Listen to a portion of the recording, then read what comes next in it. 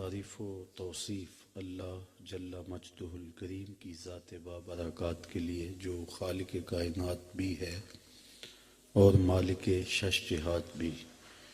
اللہ جل وعلا کی حمد و ثنا کے بعد رسول رحمت، شفیع معظم، نبی محتشم حضور ختمی المرتبت صلی اللہ علیہ وآلہ وسلم کے حضور ناز میں اپنی عقیدتوں، ارادتوں اور محبتوں کا خراج پیش کرنے کے بعد واجب الاحترام، ذوی الاحتشام، عالی مرتبت محتشم علماء کرام، حضرات سامعین، السلام علیکم ورحمۃ اللہ وبرکاتہ۔ آج کی منعقدہ یہ محفل پاک بارگاہ رسالت مآب صلی اللہ علیہ وآلہ وسلم میں اپنی عقیدتوں، ارادتوں اور محبتوں کا خراج پیش کرنے کے لیے منعقد ہوئی ہے۔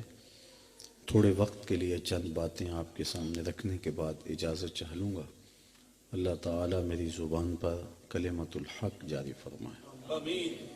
موسم کوئی ہو، رت کوئی ہو، حضور کا ذکر ہمیشہ اہل ایمان کا وظیفہ رہتا ہے، سبحان اللہ، اور انہیں حضور کے ذکر سے قلبی تسکین میسر آتی ہے۔ سچی بات یہ ہے کہ حضور کا ذکر سن کر جس شخص کے کلیجے میں ٹھنڈ نہیں پڑتی، اس کے سینے میں دھڑکنے والا دل کسی مومن کا دل ہی نہیں ہے۔ یہ ہو ہی نہیں سکتا کہ حضور کا ذکر ہو اور قلب کو قرار نہ پہنچے۔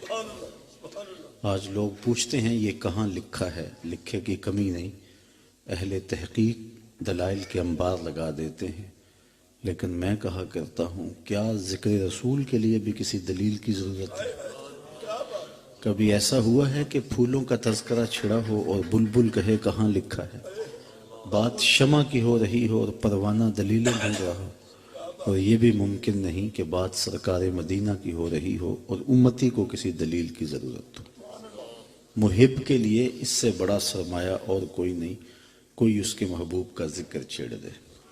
عائد ذکر نعمان لنا فإن ذکرہ هو المسک ما کررتہ یتضوع۔ امام شافعی علیہ رحمہ فرماتے ہیں میرے ممدوح کی باتیں چھیڑو، میرے محبوب کا ذکر کرو، ان کا تذکرہ ایسی کستوری ہے تم جوں جوں سے چھیڑتے جاؤ گے خوشبو پھیلتی چلی جائے گی۔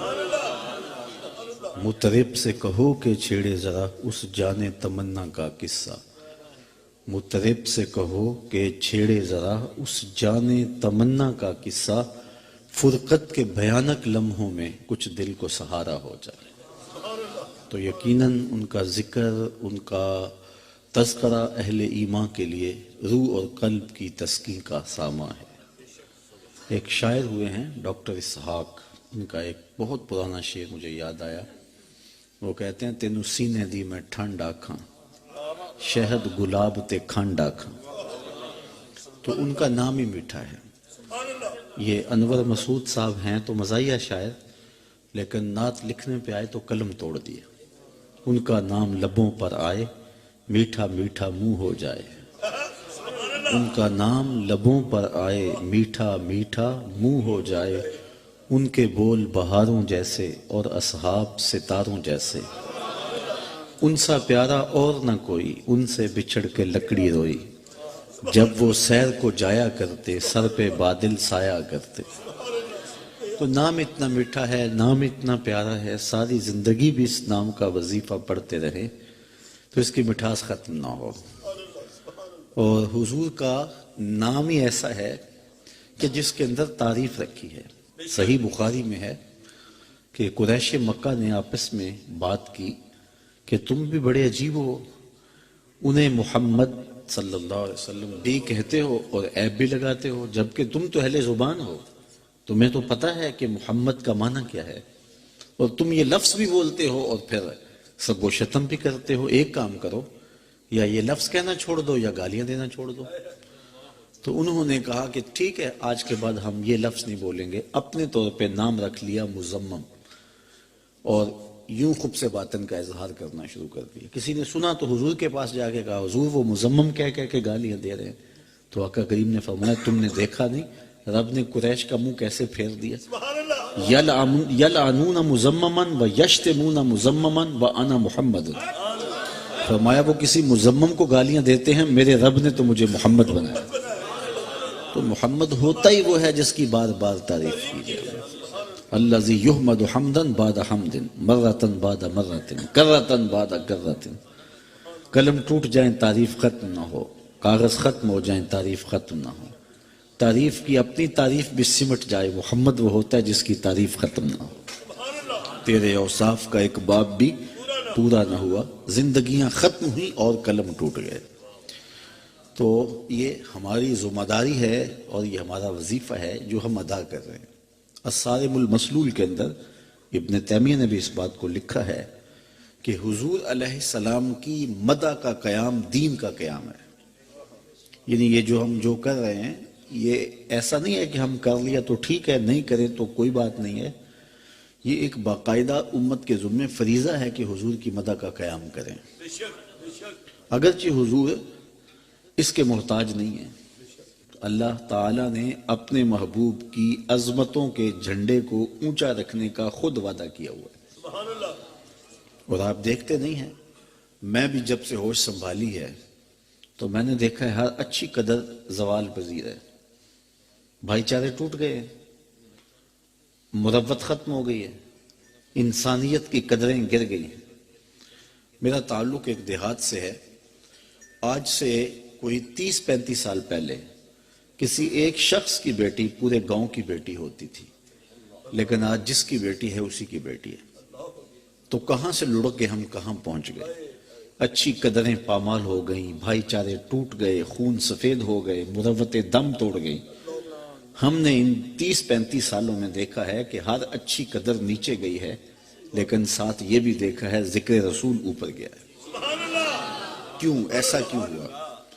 ایسا اس لیے ہوا کہ اچھی قدروں کو بحال رکھنا ہماری ذمہ داری تھی جو ہم نبھا نہ سکے، لہٰذا قدریں زوال پذیر ہو گئی. اور حضور کے ذکر کا جھنڈا اونچا رکھنا رب کا ذمہ کرم تھا. جو ہمارا کام تھا وہ ہم کر نہ سکے، لیکن جو رب کا کام تھا اس کے ذمہ کرم پہ تھا وہ ہوتا رہا. وَلَلْآخِرَةُ خَيْرٌ لَكَ مِنَ الْأُولَى. رت کوئی بھی ہو، زمانہ کوئی بھی ہو، ذکر کا چراغ بجھے گا نہیں. ربیع الاول تو نہیں ہے، ربیع الثانی بھی دامن سمیٹ چکا ہے، اب تو جمادی الاولیٰ ہے. لیکن موسم کوئی بھی ہو، رت کوئی بھی ہو، ذکر کا چراغ کبھی بھی مدھم نہیں ہوگا. یہ نغمہ فصل گل و لالا کا نہیں پابند، بہار ہو کہ خزاں لا الہ الا اللہ. تو ان کا نام تو اونچا ہی رہے گا، ان کا ذکر اونچا ہی رہے گا. تو یہ رب کا وعدہ ہے. لیکن ہم نے اپنا حصہ ڈالنا ہے حضور کی مدح کا قیام کر کے. ہمارے لیے اپنی سعادت مندی ہے جو ہم حاصل کرتے ہیں. حضرت حسان بن ثابت رضی اللہ تعالیٰ عنہ فرماتے ہیں ما ان مدحت محمدا بمقالتی لیکن مدحت مقالتی بمحمدی. لوگوں میں اپنے شعروں سے ان کی تعریف نہیں کرتا، لیکن جب اپنے شعروں میں ان کا نام رکھ لیتا ہوں میرے شعروں میں حسن پیدا ہو جاتا. یہ ساری کھنڈ اسی نام کی ہے، یہ ساری مٹھاس اور یہ سارا شہد اسی نام کا ہے. تو ہم نے اس نام کا وظیفہ شعار زندگی بنانا ہے اور اس سے ہماری قدر و منزلت میں اضافہ ہوگا. مجلس حضور کی لگی تھی، ہجوم عاشقاں تھا. نابغہ جادی عرب کا بہت بڑا شاعر حاضر خدمت ہو گیا اور عرض کرنے لگا حضور میں آپ کی مدح میں لب کھولنا چاہتا ہوں. حضور نے اجازت مرحمت فرمائی تو انہوں نے وہاں فی البدی حضور کی شان میں ایک شعر پڑھا. ماحول ایسا سجا کہ انہوں نے دوسرا شعر پڑھ دیا، تیسرا شعر پڑھ دیا، 5 شعر کہہ دیے، 10 شعر کہہ دیے، 20 اشعار کہہ دیے، 40 اشعار کہہ دیے، 100 اشعار کہہ دیے، حتیٰ کہ 200 اشعار کہے. حضور خوش ہو گئے اور فرمایا لا یفدد اللہ فاقہ، اللہ تیرے منہ کی مہر نہ توڑے، اللہ تیرے منہ کی مہر نہ توڑے. حضرت قرظ بن اسامہ کہتے ہیں میں نے 80 سال کی عمر میں نابغہ جادی کو دیکھا ہے کہ ان کے دانت اولوں کی طرح چمکتے تھے، کیونکہ رسول اللہ نے فرمایا کہ اللہ تیرے منہ کی مہر نہ توڑے. یہاں ایک جملہ کہنا چاہتا ہوں کہ جو شخص حضور کی مدح کرے اس کا چہرہ نہیں بگڑتا، اور جو حضور علیہ السلام کی عظمتوں کو گھٹانے کے لیے کوشاں رہے اس کی شکل سلامت نہیں رہتی. تو اگر چاہتے ہو کہ مرنے کے بعد بھی چہرہ تازہ رہے تو حسن محمد کے قصیدے پڑھا کرو. تو اللہ کے محبوب نے دعا دی کہ اللہ تیرے منہ کی مہر نہ توڑے، اور 80 سال کی عمر میں بھی اولوں کی طرح ان کے دانت چمکتے دکھائی دیتے تھے. تو یہ میرے اور آپ کی سعادت مندی ہے، اور اس میں ہمیں حصہ دار بننا ہوگا. باقی حضور کا ذکر اونچا ہی اونچا ہے، ہم نہیں کریں گے پھر بھی ہو رہا ہے. مولانا ظفر علی خان نے کہا کہ کیا ہی شان احمدی کا چمن میں ظہور ہے، ہر گل میں ہر شجر میں محمد کا نور ہے. چڑیاں بھی ترانے انہی کے نام کی پڑھ رہی ہیں، کوئلے بھی اپنے لہجے میں نعت ان کی گا رہی ہیں، اور پوری کائنات کے لبوں پہ ترانے میرے حضور کے ذکر کے ہیں. تو ہم اس میں اپنی سعادت مندی کے لیے اور اپنی خوش بختی کے لیے، اس کے اضافے کے لیے ہم یہ محافل سجاتے ہیں. اللہ تعالیٰ ان محافل کو اپنی بارگاہ میں مستجاب فرمائے. ان کے سجانے کا مقصد کیا ہے، ان محافل کے منعقد کرنے کے مقاصد کیا ہیں؟ تو میں چونکہ لمبا خطاب کرنے کی عادت بھی نہیں رکھتا ہوں، اور میرے سے قبل بھی سلسلہ جاری رہا اور میرے بعد بھی سلسلہ جو ہے وہ شاید جاری رہے گا، تو میں صرف 3 باتیں ایسی محافل کے انعقاد پر جو ہمارا مقصود ہوتی ہیں آپ کے سامنے عرض کر کے اپنی گفتگو کو سمیٹ لیتا ہوں. ایسی محافل کو منعقد کرنے کے بنیادی مقاصد ہم میں ملحوظ رہنے چاہیے، اور وہ ملحوظ رہیں گے تو ہمیں ایسی محافل کے نتائج بھی نصیب ہوں گے اور اس کی روحانی برکات بھی نصیب ہوں گے.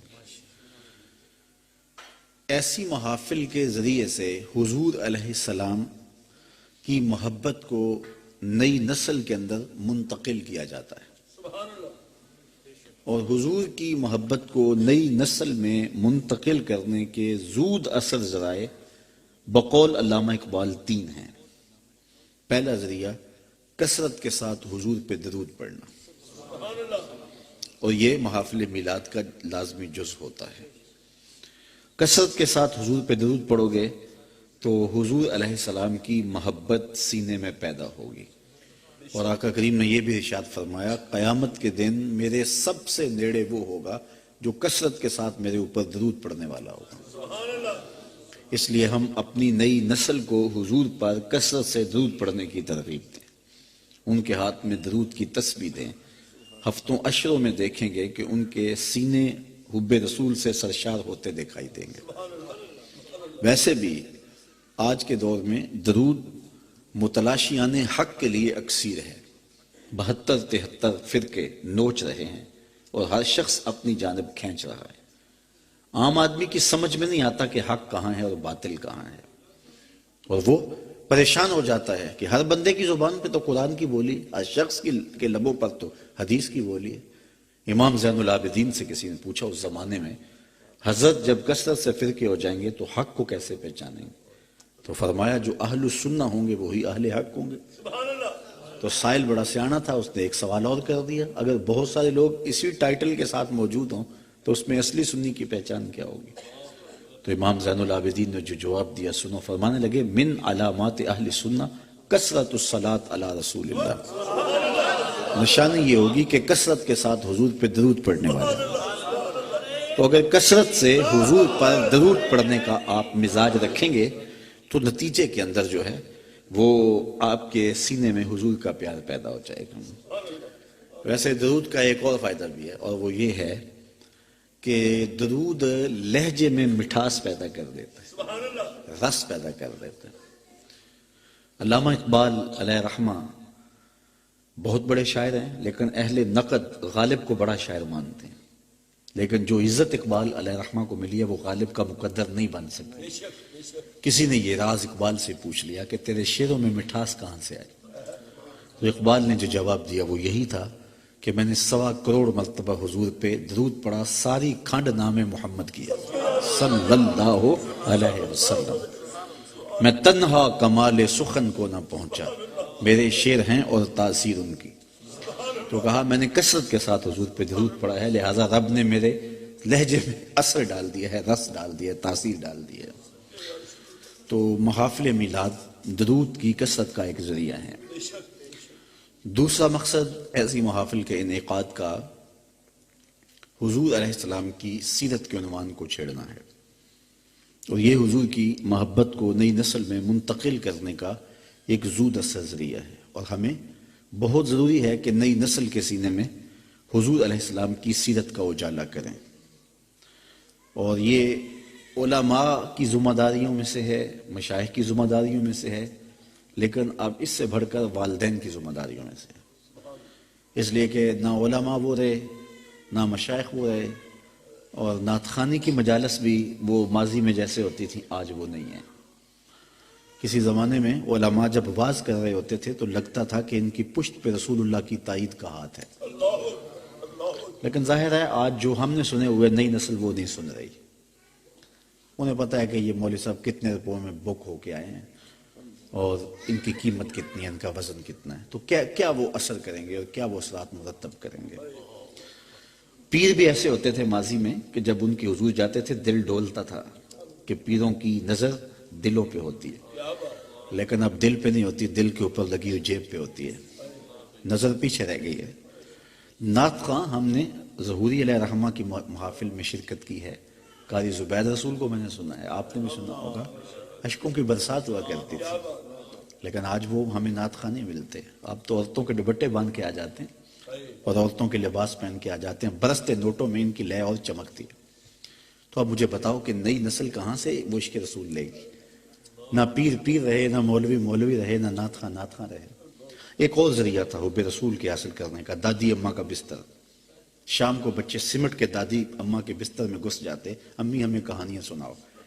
دادی اماں اس کہانی میں عشق رسول ڈال دیتی، اس میں اپنی معاشرت ڈالتی، اس میں اخلاقیات ڈالتی، اس میں تصوف ڈالتی، اس میں اپنی خاندانی اچھی روایات ڈالتی، اور ایک مجموعہ بنا کے روزانہ ایک جام بچوں کو پلا کے سوتی۔ آج دادی اماں کا بستر بھی اجڑ گیا، بچے کہاں سے دین لے رہے ہیں؟ سوشل میڈیا سے۔ دین کہاں لے رہے ہیں؟ الیکٹرانک میڈیا سے۔ تو مجھے بتاؤ، نہ مولوی وہ رہا، نہ پیر وہ رہا، نہ نعت خواں وہ رہا، دادی اماں کا بستر بھی اجڑ گیا، تو نئی نسل کہاں سے عشق رسول لے گی؟ تو بڑا مشکل مسئلہ بن گیا۔ دوسری جانب تسلسل سے خاکے تراش کر کے ان کی کوشش بھی ہے کہ ان کے سینے اجاڑ دیے جائیں، تو پھر ماں باپ کی ذمہ داریاں فضول تر ہو گئی نا کہ وہ اپنی اولاد کو وقت دیں اور ان کے سینے میں حضور کا پیار اتاریں۔ اور اس کے لیے علامہ اقبال آج سے ایک صدی قبل بتا گئے ہیں، وہ ان حالات کو اپنی باطنی نظر سے دیکھ رہے تھے۔ انہوں نے کہا کہ نئی نسل کو حضور کا پیار دینے کے لیے انہیں حضور کی سیرت پڑھا دو، اولاد کے بالغ ہونے سے قبل ان کو ساری حضور کی سیرت سکھا دو، پڑھا دو، اور محافل میلاد کے اندر یہ کام کیا جاتا ہے۔ تیسرا مقصد ایسی محافل کا، ایسی مجالس کا، انسان فطرتاً حسن پسند ہے، انسان کی طبع ہے کہ وہ حسن کی طرف میلان رکھتا ہے۔ وہ حسن کہیں بھی ہوگا تو انسان کا رجحان قلب ادھر ہو جائے گا، وہ کاکل داراز میں ہو، وہ لب و رخسار میں ہو، وہ قد رانا میں ہو، وہ نرگسی آنکھوں میں ہو، وہ پپیہے کی آواز میں ہو، وہ بلبل کے لہجے میں ہو، وہ تتلی کے پروں میں قدرت کی سنائی ہو، وہ مور کے پروں میں مالک کی مینا کاریاں ہوں، وہ برستی برکھا میں ہو، وہ نچڑتے بادلوں میں ہو، وہ ساون کی رت میں ہو، وہ معصوم بچے کی مسکراہٹ میں ہو، وہ گیت گاتے ہوئے دریاؤں میں ہو، بہتی آبشاروں میں ہو، اور جھومتی ندیوں میں ہو، وہ پربتوں پہ اگے ہوئے پہاڑوں کی بے ترتیب کے تاروں میں ہو۔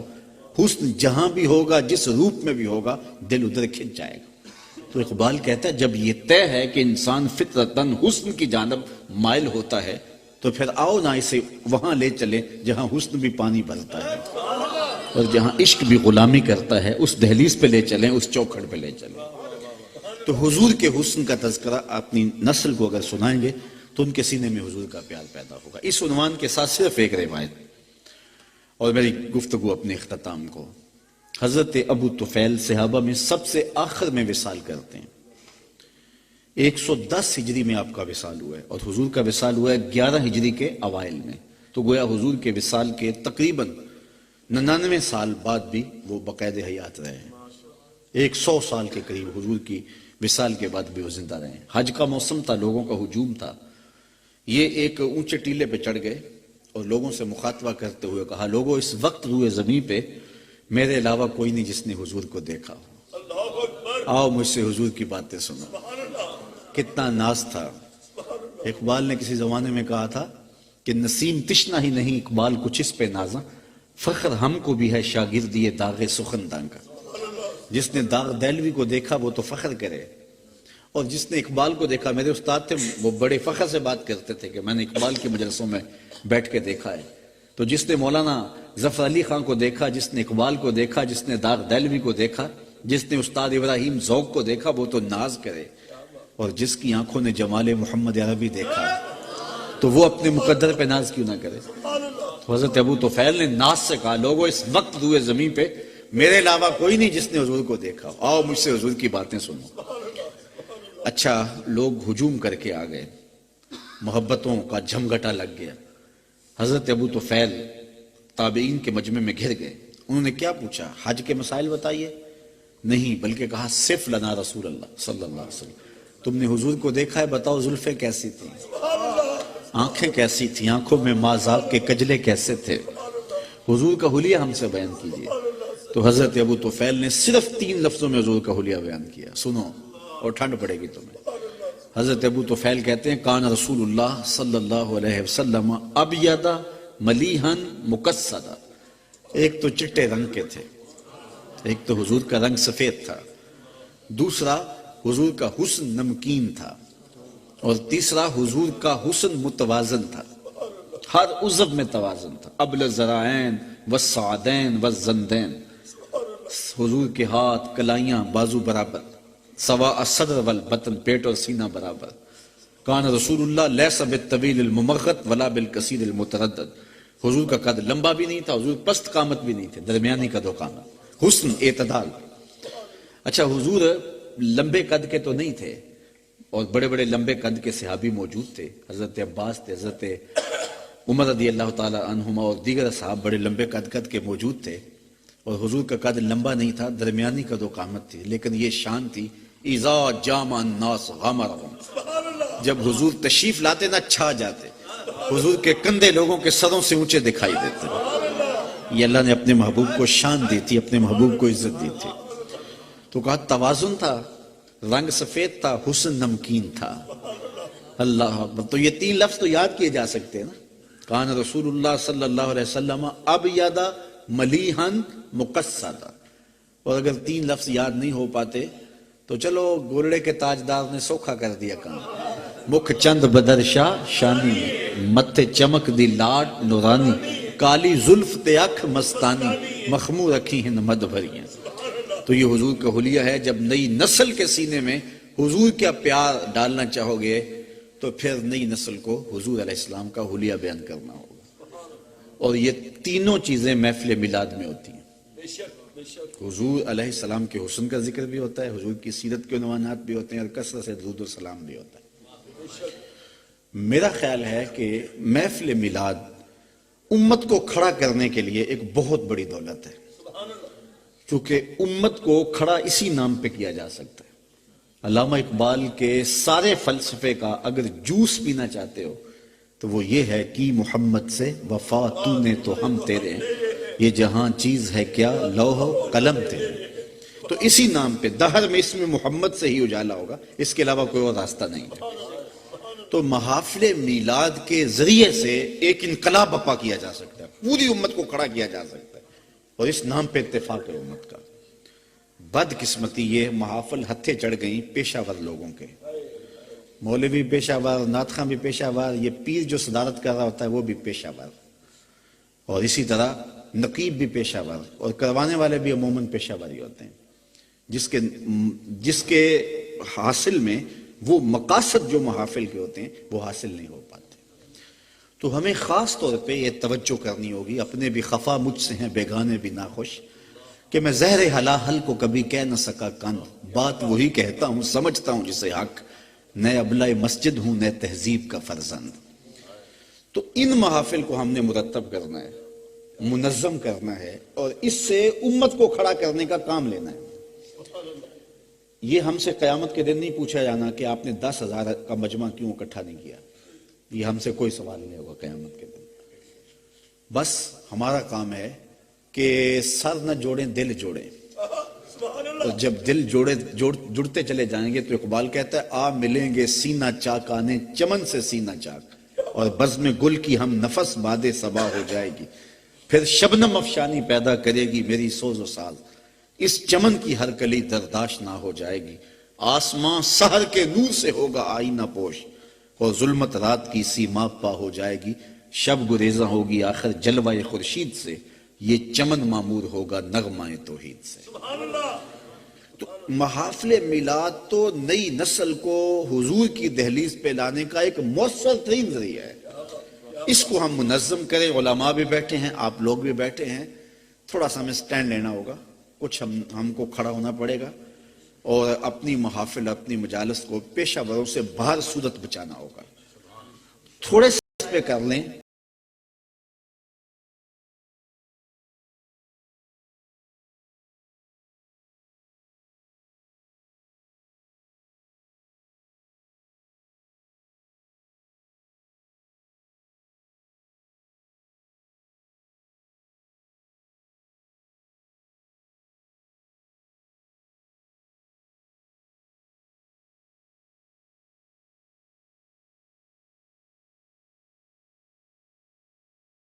لوگوں نے صبح کام پہ بھی جانا ہے، پکے نمازیوں نے تہجد کے وقت بھی اٹھنا ہے۔